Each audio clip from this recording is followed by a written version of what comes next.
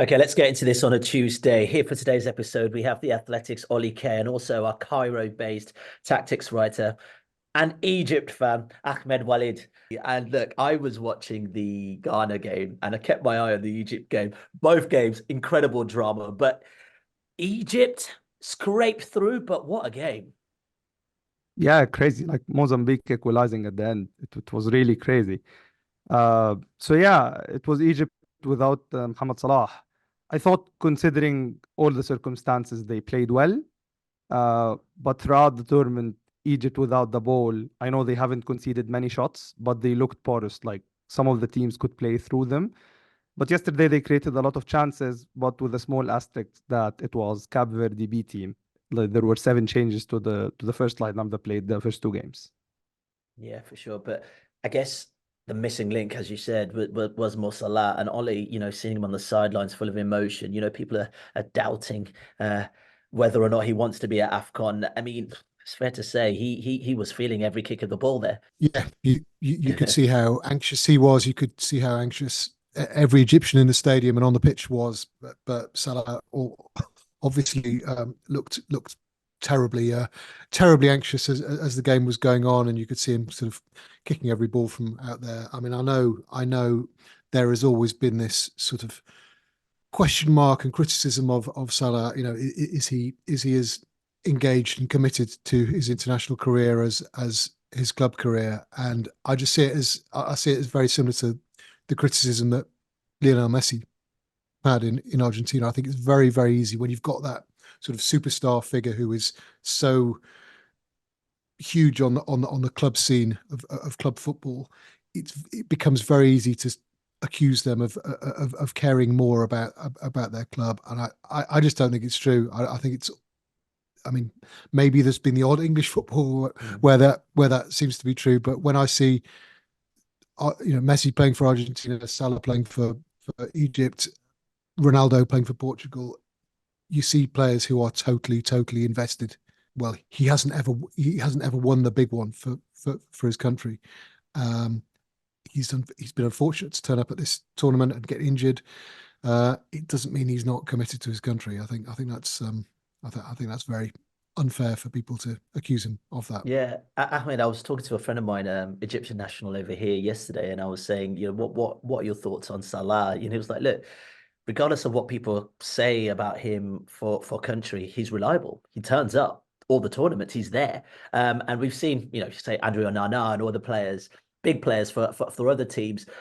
AFCON sometimes feels like this kind of thing where they want to sort of be part of or not, but Mo Salah's always been there. Yeah, and if you checked Salah's record with the national team, it's, I think, 53 goals and 23 assists in 96 games. So 86 goal contributions in 96 games. And Salah has played with really poor Egypt squad.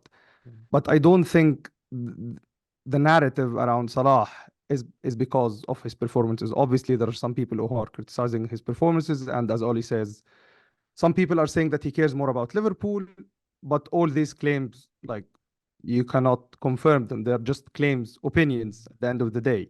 And we've seen in multiple performances that he has played well for the national team. But again, I don't think the issue is the performance. It's everything around Salah and what he has said, what he hasn't said, when he has said it, what he has done that influences these opinions. Well, let's talk about the big one, really, and as to why we're actually doing this podcast. It is Mo Salah's injury. Ahmed, can you give us a clear understanding of exactly what that injury is and potentially how long Mo Salah might be out for? Yeah, so the first thing we have heard from the Egyptian Football Association on Friday morning that it was a hamstring and he will miss two games. But as the information increased after Salah's press conferences, during Salah's press conference on Sunday midday, he said that there will be a statement between Liverpool and the EFA. And then after the Bournemouth game, Liverpool said that the plan was for Salah to be back. He's not 100% sure, but he thinks that's the plan. And this caused a bit of panic. Before then, more information said that after, like, the EFA 1 hour and 30 minutes after Klopp's press conference said that the injury, after further examination, Salah will go back to Liverpool, and then he might come back for the semi-final. And then yesterday we saw Rami Abbas says that it will take from 21 to 28 days. And like very early today, like really early morning or late Monday, the Egyptian national team doctor, Mohammed Abu Al-Ila, said that it's a grade 2 hamstring. And when asked about like the duration, how many days, he said it's going to be day by day. So in essence, I mean, the bigger question is like, will we see him again at AFCON? Do you reckon, Ollie? I would say, well, I mean, it looked last night that we certainly wouldn't, because it looked like Egypt were going out. It depends how long Egypt stay in the tournament, doesn't it? I mean, you know, they haven't played well to get to this point, but if they were to reach the semi-final or final, I think there would be an expectation or a hope in Egypt that he would return for that. It just depends how the injury is. I think people are more in tune with the idea now that it's a serious that it's a sort of semi-serious injury rather than a sort of one game, 2 games one. So I think people are aware of that time frame, that yes, it could be semi-finals. I think it had previously been said it could be quarterfinals, but then Rami Abbas's verdict suggests potentially longer. I don't know. It's you would have to say probably less likely that he would play before the AFCON, because you're looking at Egypt getting that far, which will involve them improving without their best player, and B, him recovering in time with the original prognosis rather than the later one. But I mean, just one thing I was going to mention was that I was at Bournemouth Liverpool on Sunday, and when Klopp said that about Salah coming home for treatment, I mean, my ears pricked up, and I was thinking, well, I didn't know that. I didn't know that was going to happen. There'd been no hint of that from Egypt, and I immediately thought, because he was saying, well, that's the plan. I don't know if it's agreed yet. I immediately thought, you know, is this going to be a big club v country row? Because clearly Liverpool want their player back. I don't imagine Egypt want their player to be sent back. I would imagine they want to keep him there. But it very quickly emerged that the Egyptian FA were on board with this plan, which surprised me a bit, to be honest. I wouldn't say it was England at the World Cup, or even so it was at last year's World Cup, which was in the winter, and Tottenham, or Bayern Munich as it is now, had said, well, let's take Harry Kane out of the England squad. Let's treat him back here. I think, I would have been surprised if that had happened, and I'm keen to know from Ahmed whether people in Egypt are comfortable with that. I mean, I guess the fans aren't.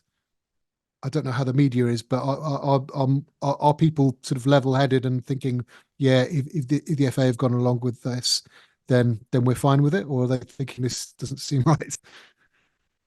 I think Oli has hit the right spot. I was going to mention the Kane England Bayern Munich example. So he hit the right spot. So I think to judge the situation, let's take the sequence of event. I've spoken about it, but let's take it quickly. So on Friday morning, the AFA said he'll miss 2 games. Salah's press conference around midday Sunday, he spoke really well and in a rational way, and said that the country needs to support the player, etc. It was really like good words. Then came Klopp's comments. And then after Klopp said that he may be returning to the final in time for the final, and there was a bit of panic in Egypt. And then the EFA, after an hour and 30 minutes or something, said that he might be returning to the semi-final. So at this point, you can understand why people are angry. Their national team captain, because Mohamed Salah is not the best player. He's the national team captain. So he has obligations because he's the captain. He's leaving the camp during the tournament for a hamstring injury that initially said it was going to take him out for only 2 games, but Klopp said final, so that's 4 games. The EFA said semi-final, that's 3 games. So conflicting information that the public are receiving about their captain leaving, this really irritated the people. And because the information came from Klopp, it didn't come from the EFA. That's another problem. But the main issue is that imagine, as Oli said, it's a major tournament for England. Harry Kane, people knew from Thomas Tuchel that Harry Kane is leaving the camp mid-tournament and he's going back to Bayern Munich. After it was said that he's only going to miss 2 games. So I think this, because now we're recording this in hindsight after we knew with more details, but in the sequence of events, it really made the people mad. And I think rightly so. It feels like it would be harsh to take that out on Salah because it feels like the Egyptian FA have gone along with this plan and perhaps should have been more proactive in terms of getting that information out there rather than leaving the player kind of caught in the middle and taking the heat. I think it's a communication failure. I think it's a communication failure from all involved, even Liverpool, because Klopp. So according to Egypt national team doctor Mohamed Abou Al-Ila, he said that the agreement was that it was going out after the Cape Verde game, but actually Klopp said it earlier. And when we asked Liverpool, when the Athletic asked Liverpool for the comment, we haven't, as of the time of the recording, we haven't received Liverpool's comment around the situation. So I think it's a PR problem from all involved, even Rami, because you're presenting conflicting information and the information is coming from different sources. Well, the thing is, will Salah actually play in this tournament again? And we've just sort of alluded to it there. I mean, that 21 to 28 days is what's sort of been signposted as a timeline for him to come back. Do you buy into this idea that the best place for his recovery is Liverpool? I'm not a doctor. I don't know. I don't think anyone knows apart from the people involved. That's why I think why people were angry is because of the lack of communication and the sequence of events. And now we've had more information, and the national team doctor spoke about it, Pep Leander spoke about it, Rami spoke about it. But at the end of the day, we're not doctors. We don't know what will happen. So we will have to take their word if we want to take it. Yeah, for sure. Now, has Salah's perception in Egypt's changed a bit over the last few years? You look at, him being the savior in the World Cup qualifying in 2017. How do the nation of Egypt feel about the captain of the national team at this moment in time, Ahmed? So I would say before Sunday, it was a bit mixed. After Sunday and after Klopp's statement, I think it was more about people being irritated and sad. And then now with the information coming out, I don't know what the perception will be. But I think the important question is, let's take it back to around 2013 or 2014, when Salah was basically playing with not really good players, because the great teams of Egypt in 2006, 2008, and 2010, who won the Africa Cup of Nations for 3 times in a row, like Mohamed Abu Trika, Ahmed Hassan, Mohamed Barakat, all these players, they were gone. Egypt didn't have the quality of the players. So even as Salah improved, Egypt's squad was not good. And the fact that Salah took Egypt to the World Cup is a massive thing. And if anyone goes back and watches the video on YouTube of Egypt versus Congo on 8 October 2017, you'll see that Salah actually qualified Egypt by scoring a penalty in the stoppage time in the 94th minute, if I remember correctly. And that's how Egypt qualified. And people went on the field. They were carrying him above his shoulders. You see where that was 2017. And now we're talking about how people are sad from him. So what happened is that before the World Cup, you could also see the people support when Salah had a dispute with the Egyptian FA regarding his image rights. And the general public supported Salah. And then Salah thanked them on Twitter. The tweet is still there. Part of Salah's admiration, part of Salah's popularity is not only because he's a great footballer, it's because he has never been associated to Al Ahly or Zamalek, the 2 biggest clubs in the country. And any player associated with one will never have the support of the other. So because he hasn't played with any, he has the support of both sets of fans. So the problem started in the 2018 World Cup when the fans felt that the players didn't return the gratitude after people paid a lot of money to go to Russia to support the team. It's not about performance. It's mainly about how people were sad that the players like didn't salute them after the games, etc. Things like that. It's not about the performances. Yeah, I'm just thinking, well, Ahmed is talking, Ollie, in terms of that stature of Salah, Messi style, Messi-like character on the field. But I guess in comparison to the Argentinian squad, I think Messi maybe had a few better personnel around him. I don't know. I don't want to diss the Egyptian national team in any way, shape, or form, but is the pressure too much on Salah's shoulders? Does he also need the personnel around him to execute? We talk about the most successful team in AFCON, Egypt. Salah can't do it alone, Yeah, and it does remind me. I mean, I made it the point earlier at the start about Messi and that sort of parallel. It does seem quite a similar dynamic, in some ways for better because similar to how Ahmed says about Salah in Egypt. I mean, he doesn't have that sort of baggage of coming from one of the big Argentinian clubs, and likewise with Salah in Egypt.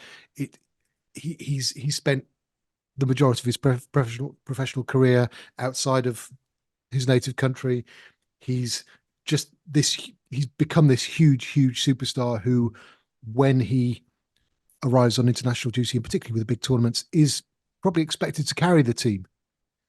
And as Ahmed says, it's not a brilliant supporting cast the way it perhaps was 10 years ago or in the past. It's not the greatest generation of Egyptian players. It might be the greatest Egyptian player in Salah, but he cannot do it on his own. Same as Messi couldn't. When Messi finally won the World Cup with Argentina, it was with a really, really well organized, committed, united, tactically balanced team. And they'd come really close in the Copa America before, and penalty shootouts and things like that. Very similar with Salah with Egypt. So I think that's the difficulty, and I think when, as much as we talk about when we talk about international football being at a higher standard, very often it isn't. Very often the standard of the technical demands of international football are not, are nothing like the technical demands of playing the Premier League or La Liga or the Champions League. But when you get to a tournament, and when you're that big superstar player who's expected to carry the team, and so much hope is invested in a player, that's when I think we see the real pressure, and that's when we see it becoming really, really difficult. And when players don't, when the team doesn't win, that player tends to get an awful lot of criticism, and people will doubt not only his quality or whatever, but his commitment to the team. And I felt it was harsh with Messi in the past. I think it's harsh with Salah now, and I think it's really interesting hearing the non-footballing factors which contribute to that sort of background and that sort of judgment around Salah. Yeah, Ahmed, is that fair to say that this is probably not the best supporting cast at this moment in time? Don't get me wrong. Egypt are going to try their best. I'm sure no one's there trying not to do their best in this tournament. But is that the feeling that this team's probably not one of the better Egyptian teams that we've seen in the past, like we've seen in the past? If we're comparing it with the players in the late 90s and second half of the 2000s, so if we're comparing it to the team who won 1998, 2006, 2008, 2010, then yes.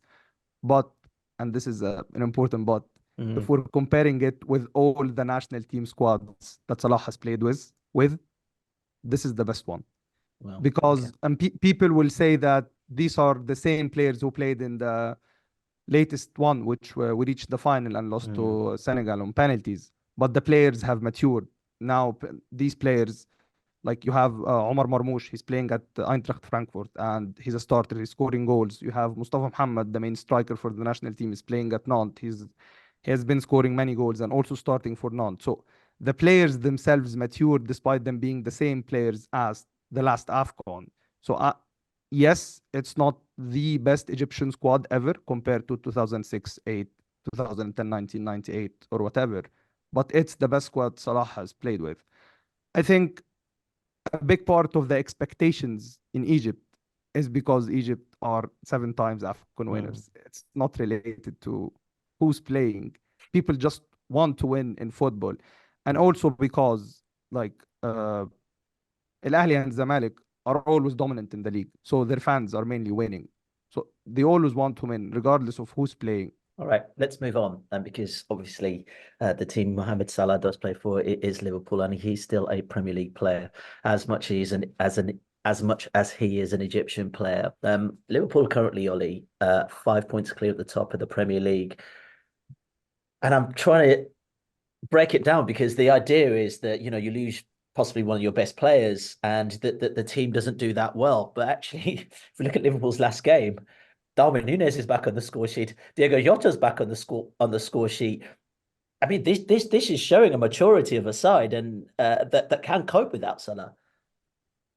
Yeah, I think the real advantage Liverpool have had, or the real quality that they've had in this title challenge in this season so far, is the depth and variety of their attacking options. I think there have been numerous games where they've not really been firing at all for 45 minutes, an hour, and then they've brought subs on and it's changed everything. I think Klopp's substitutions have been brilliant at times this season, whether it's Jota coming on, whether it's Nunez coming on, whether it's Harvey Elliott even.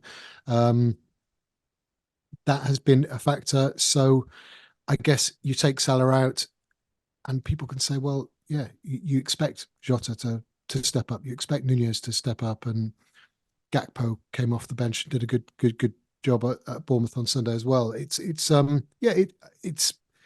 they really looked like they were missing him in the first half, as well as Alexander-Arnold and Robertson and Szoboszlai. First half on Sunday they were really poor, and then the transformation after the break was enormous, and it was one of their best attacking performances of the season, I would say. So yeah, they didn't miss him in the end. But they've got some big matches coming up. I mean, Fulham League Cup semi-final, second leg. Norwich in the FA Cup, maybe a little less intense, but then Chelsea at home in the Premier League, Arsenal away in the Premier League. I think we're to assume that Salah will not be involved in any of those games. So it's it's interesting. I mean, to me, all the question marks about Salah and the conflicting information when Remy Abbas says 21 to 28 days, I don't think anybody knows whether that means 21 to 28 days from the time of the injury, which would, if it's 28 days or 21 days from the time of injury, that would only take us to February the 8th, which would be in time to play in the AFCON final if Egypt are there, or in time to play against Burnley if he's not there. But if it's 28 days from yesterday, that takes us to the middle of February, in which case, he's got no chance of playing in AFCON. So it's, I guess, from Liverpool's point of view, they just have to find a way of coping without him for the next 4 games, and hoping that when he's back, he's not rushed back and he's firing on all cylinders. Yeah, and as we're recording the podcast, actually, Liverpool assistant manager Pep Lijnders has spoken on Salah in a press conference ahead of Liverpool's League Cup match, as you've just mentioned, Ollie, with Fulham.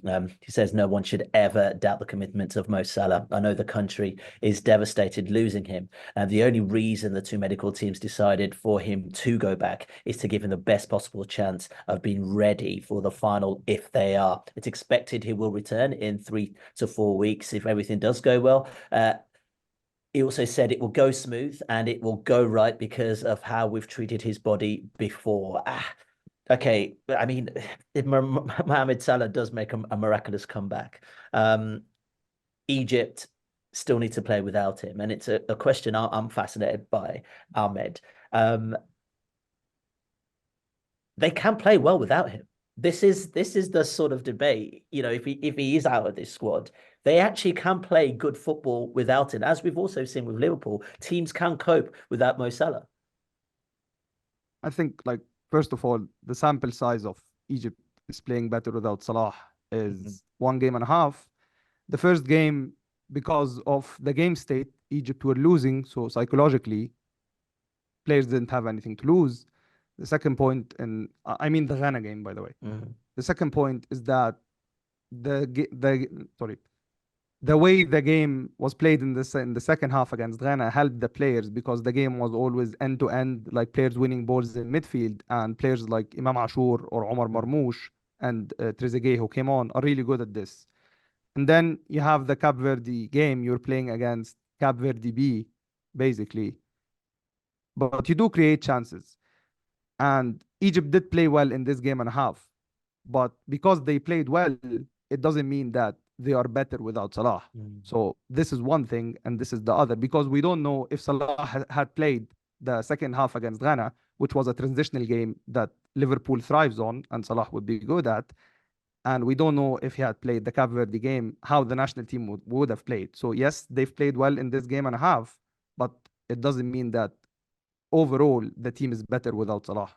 Yeah, for sure. I'm just while you're talking about Salah and Liverpool, I'm just thinking about the new fans that Arsenal had when Kanu was playing for Arsenal, Nigerian fans, and even Baltimore. I've got a few Nigerian JJ Okocha fans, back in the day, Baltimore fans, I should say. But in terms of Liverpool, have we seen a big love for Liverpool in Egypt because Mo Salah obviously plays there? Yeah, definitely. I'll tell you something. I have so where I used to live, like at my parents' house.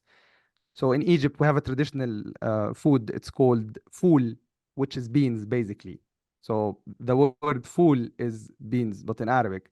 And the place which sells beans next to my parents' house, it's called Liverpool and has Salah's image on it.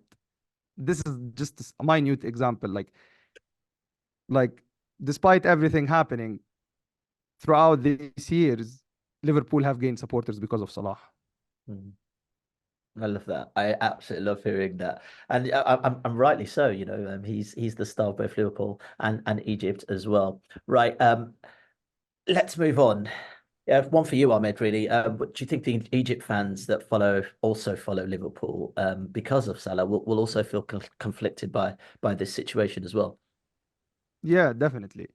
It's it's a weird situation to be in if you're supporting both teams. But I've said this before to many of people at work. Egypt has 100+ million people. I would say 60 million or around 50 million follow football. This country is football crazy. Within this 60 million, you'll have 3 million opinions. So even within people who are supporting Egypt and Liverpool at the same time. So it's really near impossible to say that yes, they'll feel like this or yes, they'll feel like that, because even within the same set of people who are supporting Egypt and Liverpool, you'll have them many who have conflicting opinions. Regarding the suggestion by Klopp and by Pep Linders that the best chance Klopp has of being fit for the later stages of the tournament, is that accepted by the Egyptian FA? Do people, do followers of Egyptian football, African football, take that at face value and accept that? Because my immediate feeling when I heard it on Sunday was, well, that's not going to go down well. But then on balance, I thought to myself, well, Liverpool are one of the biggest and best resourced clubs in world football. They've got all the technology, data, huge support staff, etc. Is that version of events accepted in Egypt? Yeah, at first it sounded really odd, and it didn't go. Sorry, at first it sounded really odd, and it didn't go down well at all. Especially because in Egypt, so there are two careers you take in Egypt. You're either an engineer, I'm an engineer myself, or you're a doctor. We don't do other careers.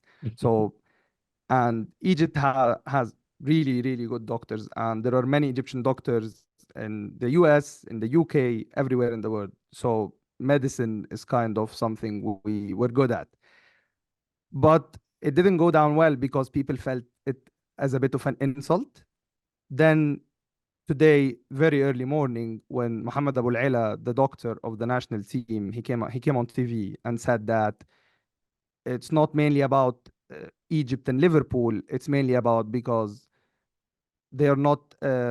He said, to quote him, he said, "It's not a base camp. We're traveling after 2 days, where the capabilities in San Pedro, I think it's called San Pedro, the place that Egypt is going, it's not great.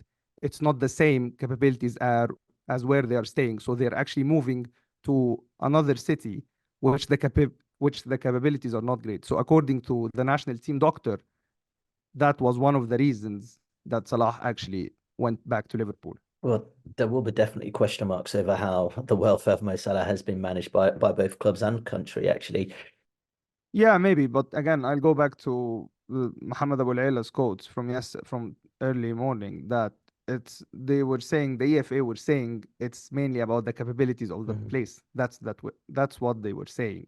So if that's the real situation, then it won't matter about who's there from Liverpool or not. It's about, as Oli has said, like, Liverpool probably have a better center for rehab than the place where Egypt are moving to now. Ollie, this is definitely a question I remember I put to Sol Bamba when we did the preview for the AFCON, in terms of big institutions like the Premier League wanting their most valuable assets not to go away at a tournament and picking up an injury just like this. But I mean, it's a tournament like any other. When we have the Nations League or whatever, England players go off, and sometimes they do come back injured. It's just part and part of the parcel that you've got an international player, and they will be going away at some point, at a pivotal point in the season, perhaps. Yeah, and you just have to look at the number of games Salah has played for Liverpool. Well, for Liverpool and for Egypt in the opening months of the season. I think it's 34 appearances now, 30 starts since August. Most of those are 90-minute performances, because he doesn't like to come off. He likes to stay on the pitch and get a chance to score as many as he can. Quite good at that as well. But yeah, generally speaking, clubs don't generally protect and rotate and rest their players with an upcoming tournament in mind, or upcoming international break in mind. They play them as much as they can, and then they send them away to the national team, and often they're turning up with an injury, or they're in the red zone in terms of general build-up of activity and demands being placed on the body. And sometimes sometimes the national team manager will be warned, don't pick him, we don't want him training the first couple of days, or handle with care at very least. And generally speaking, clubs and you'd expect clubs and international managers either to have a really sort of shared approach on what's best for the player, or they'll just put their own interests first, and they'll pick him regardless of how many miles he might have on the clock in the season in question. And it's these sort of conversations happen all the time. I mean, it happens all the time, particularly with England, where where nearly all the players are coming from Premier League clubs or from big European clubs, and they're being told, and the national teams are being told, you be careful with our player. We don't want you to pick our player. It's very hard to say that when you've been picking your player in every game and 90 minutes in every game. And I know the argument will always be the clubs pay their wages, and so they've got the right to play them as much as they like. But yeah, I sometimes feel that just with the demands that the clubs place on the players, and they know that there are going to be increased demands with national team as well, maybe there's scope for clubs to be a bit more careful. But I'm not saying that specifically with Liverpool in this case. I just think in general. Yeah, I mean, I'd just almost like to debunk a lot of the naysayers, especially over here, because I still feel there's a snootiness for AFCON. European fans saying, "Oh, what kind of tournament is this? Why are we losing Mo Salah, our best player?" Can you just articulate just how powerful and important AFCON is as an Egyptian, but also for people that live in Africa, in terms of how important this tournament is in terms of continental glory, but also bragging rights across all the countries? Yeah, as you said, and I think, like, similar to the Hurricane Bayern Munich England example, let's have Phil Foden playing in Al Ahly, for example, and that's really hypothetical, and actually Egyptian fans being dismissive of him going to the Euros. Let's reverse the table and see how people will feel. And yes, I think mainly because it's coming mid-season. Like if this was in the summer, like as Oli has said, explained like minutes ago, I'm just saying if this is in the summer, like it was in 2019 in Egypt, no one would care. Like no one would care when will this player come or when will player go. But for Egyptians and Africans, like AFCON is huge. AFCON is like there are some players who prefer to win AFCON than actually going to the World Cup. And this is when going to the World Cup was really hard because it was only 5 countries from Egypt. Now in the next World Cup, because it was only 5 countries from Africa, the next World Cup will be more. I think it's 9. So it's easier to go. But for some players, even when it was only 5 countries going to the World Cup and you had like really tough World Cup qualification groups, some of the players still prefer to win the AFCON. That's how big AFCON is. Yeah, I love to hear that. Anyway, we'd have to wrap it up there. Thanks, Ahmed. Also, Ollie. Please remember to rate and review the podcast if you're enjoying it. You can also subscribe to The Athletic for just $2 or £2 a month for 12 months at theathletic.com/football pod.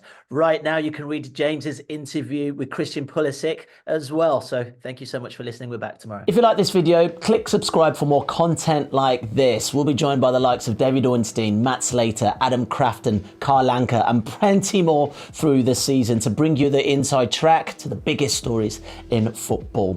If you'd like to listen to the full episodes for free, search the Athletic Football Podcast wherever you get your podcasts from.